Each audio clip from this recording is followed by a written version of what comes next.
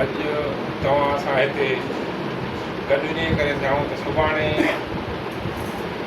असांखे ॿिए ॾींहुं फारम जमो कराइणो आहे पेटीअ जी मरकज़ी इलेक्शन जो। हाजी साहिबु त पंहिंजो बदल लाइ आयो, सॼी सिंध में 8 ॾींहंनि जो दौरो करे सॼी सिंध जे दोस्तनि खे मुबारक ॾेई आयो। असां बि फ़ोन ते सभिनी खे ॾिनियूंसीं, पर बरोबर माण्हू हुया वक़्त जो फ़ाइदो वठंदे सभिनी दोस्तनि खे थोरी ॼाण सभिनी खे मुबारक ख़ैर मुबारक। वाहे त कुल पाण में दोस्त आहियूं, कुल पाण में भाइर आहियूं। हिते का बि ज़ात कान्हे, को बि रंग कोन्हे, को बि नस्ल कोन्हे, को जेके आया आहियूं हिते कूलीअ खां वठी सहीर ताईं पेटीअ जे हवाले सां कुल पाण में भाइर आहियूं, हिकु पीउ माउ जी औलाद आहियूं। ज़रूरु हिते के ॿ मोबाइलियूं पियूं आहिनि, 2 गिलास पिया आहिनि, पोइ कॾहिं कॾहिं उहे बि ठरकी पवंदा आहिनि, वरी उनखे काई कंहिं जॻह ते रखिबो आहे। असां दोस्त पाण मां 3 डिग्री पोस्ट रखी त कनि दोस्तनि कहिड़ी पे ॻाल्हियूं रखियूं, कनि दोस्तनि कहिड़ी पे ॻाल्हियूं रखियूं। साईं अतीक रहमान जे हवाले सां ॿियनि जे हवाले सां मां पोस्ट रखी त वञो। असां दोस्त कल्ह बि पाण में गॾु हुयासीं। पेटीअ जी जेको मरकज़ी इहो जोड़ जेको हुई, इहे हाजी साहिबु असांजो पैनल हुयो, हाजी साहिबु सदर हुयो, नायब सदर साईं डॉक्टर अब्दुल जब्बार हो, सिकंदर जतोई जनरल सेक्रेटरी हो, साईं अतीक रहमान सोलंकी मालिया सेक्रेटरी हुयो, साईं मंज़ूर हुयो। साईं पेटीअ जे सफ़र में के दोस्त असांखे छॾे विया, डॉक्टर अब्दुल जब्बार वारा छॾे विया। 3 असां दोस्त अहिड़ा हुयासीं जेके असां हिन 5 सालनि जे मुकमल पीरियड में हिक ॿिए जे दुख ऐं सुख जा साथी रहियासीं।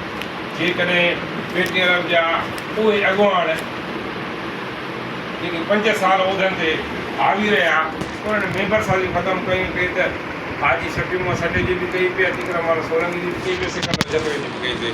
जोश मुखालफ़न सां बि असां हिक ॿिए खां टारगेट ते वियासीं। थोरी सघूं असां में जेकॾहिं शौरी या लाशौरी जेके बि असां में ॻाल्हियूं हुयूं, असां उहे अॼु साईं अतीक रहमान सोलंकीअ सां सफ़ाती नातनि जे ज़रिए त असां घणी कोशिशि जेको हुयासीं। मुंहिंजी कोशिशि हुई त असां जेके बि पाण में दोस्त आहियूं, जेके बि पाण में भाउर आहियूं, जेकॾहिं कंहिं को का हेठि मथे का थी या 20 थिए त असां उहे पाण में ख़तमु करे भाइरनि वारे हिसाब सां असां पंहिंजो क़दम अॻिते वधायूं। ऐं मुख़्तलिफ़ ॾींहंनि खां वठी मुंहिंजी कोशिशि हुई, पर अलाह साईं महिरबानी कई ऐं साईं गुरू हेमू कोट ऐं मां साईं अतीक रहमान सोलंकी वटि कोट हली आयासीं। साईं अतीक रहमान सोलंकीअ खे लख आफ़रीना जंहिं फिराक दिली जो मुज़ाहिरो कंदे चयो त तव्हां दोस्त मूं वटि हिन महिल लंघे आया आहियो, न को फ़ैसिलो आहे, न का ॻाल्हि आहे, न का ॿी ॻाल्हि आहे, हर शइ ख़तमु।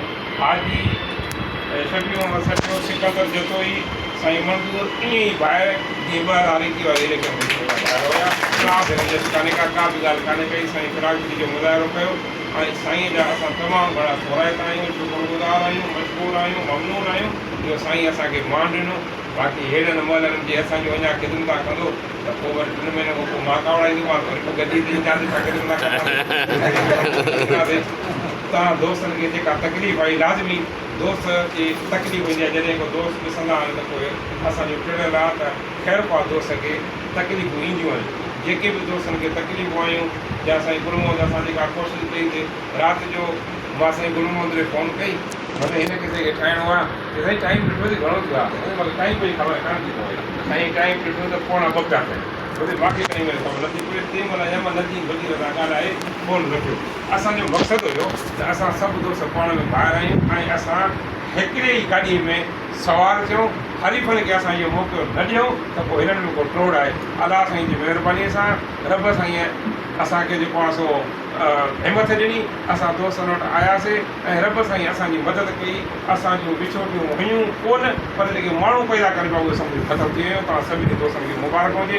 ऐं सभिनी दोस्तनि जा वॾा वॾ साईं अतीक रहमान सोलंकी कल्ह बि असांजे सिर जो ताज हुयो, अॼु बि असांजे सिर जो ताज आहे। साईं मंज़ूर अहमद साहिब जो कल्ह बि असांजे सिर जो ताज हुयो, अॼु बि असांजे सिर जो ताज आहे। सभु दोस्त असांजे लाइ लाइक़ु एतिराम आहियो, सभु असांजा भाउर आहियो, सभु असांजा साईं आहियो, सभु असांजी अखियुनि में विहारण जहिड़ा आहियो।